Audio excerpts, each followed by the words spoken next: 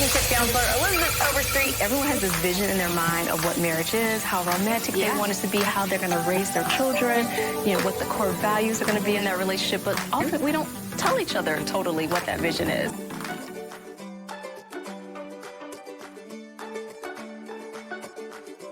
You said you tend to become harder with heartbreak.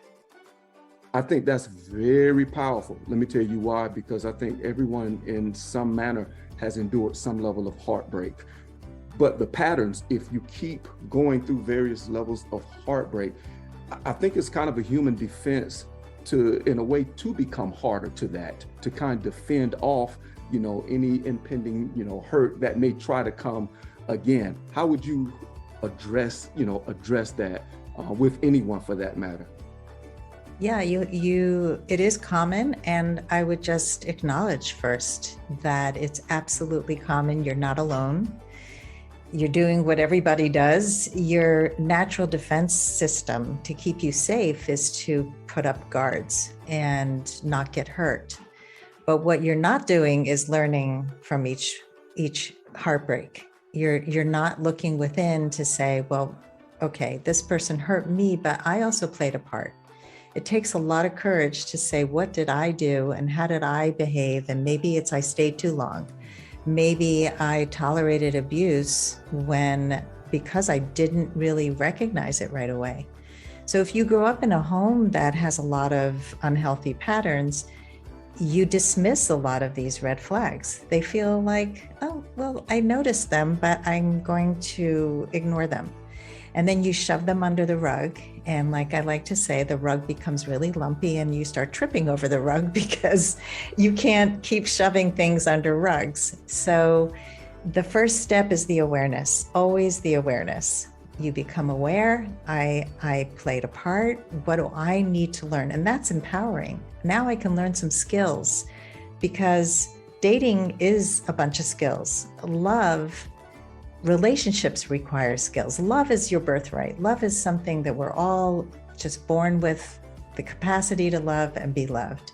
But unfortunately, if you don't have the right experiences and you don't take away the right lessons, all of those things get veiled and covered up.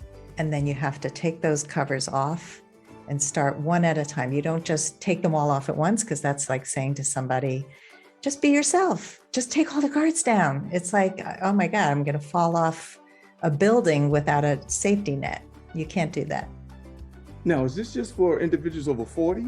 Or is this just, because I know I have to, I'm sorry, I'm listening. I'm like, okay, it's just people over 40? So for the audience, Sandy, would you please clarify? No, this is for all people. Okay. And you know what? I chose a niche because I was over 40 when I started my business, and I was getting a lot of people who were stuck over 40, but I have coached people who are in their 30s. I have coached people who are older in their 70s. I think we're all human, and there are very few things that are unique to a certain age bracket or to a certain sex. There are some differences, but mostly what I really geek out over is the psychology of it, and that's a human thing. It's not an age thing. Oh, totally. And what I always find interesting, because 60% of the people I coach are women and 40% men, is the similarities. Like, men want the same things as women, and we actually are more closely aligned than we think we are. Sometimes we're communicating it a little bit differently, but I hear the same subtext or desires, for companionship, for friendship, for someone who can show up for me. Is that language, trust, mutual respect. Is like those things are very much a continuity between men and women. I liked what you said too about the Heath bar and the fact you have to yield. That's the yielding part of the bar, which makes it so yummy, right? But yet when it comes to relationships, and me and my husband, we talk about this all the time. My husband always uses the term that we're iron sharpening iron, right? Like, we both come with our own baggage, right? Our own ways of doing things, our own value systems. But the beauty of when you can really look at this person and say, you know what, it's okay. They're different, or they have a different subset of values, or that they're seeing the problem this way, because there's so much value and power in that. And that's that yielding piece of love. But sometimes it doesn't feel good to compromise. Sometimes you want things your way. So how do you, because the more, and I guess where I'm going with this is like the older you get, you get more set and fixed in your way. So I know for me, when I've coached women over 40, one thing or theme out here is like, okay, I want this, this, and this. And oftentimes if it doesn't show up in a certain package, they're still resistant to it. Almost like they can't see like, hey, this is the thing you were talking about, you want it, but then they get hung up on a piece of like, it doesn't come in this particular package. So how do you walk women through that? Number one is my question. And I guess the other piece of it that's very interesting to me is some of this could be the self-protection piece, right? Because if we can defend and kind of say, I want this kind of, but I kind of want to do it in this way where I don't totally go all in, then maybe I can protect myself, right, from getting hurt. So I think it's a lot of things that are happening, and it's the pattern piece. But I'm curious, like when you've seen this or heard this from your clients, how you walk them through it. Yeah, so definitely self-protection is there, and it takes time to create new patterns, to be able to trust, to be able to start letting your guard down. And like Brene Brown says, people have to earn your stories. We don't just connect deeply with every person we meet. So that's the first part. The second is when somebody comes in with a clear idea that they have to look this way and be this way, I always peel down the layers. So why? Why is that important? Somebody says that person has to be 6 feet tall, for example. And I say, is height a character trait? Right? Is hair a character trait? People have these lists that have nothing to do with character. And so while it's nice to have, is it a must-have? So maybe height makes somebody feel safe. That's a value. That's a need. Okay, so let's get clear about the needs that you have and in a partner, and how can you meet them in other ways? So if he's not tall, what other ways can he show you that he's protective, or he's going to keep your heart safe, really is what you're looking for. And so how are you going to know that? What are you going to do to find that out?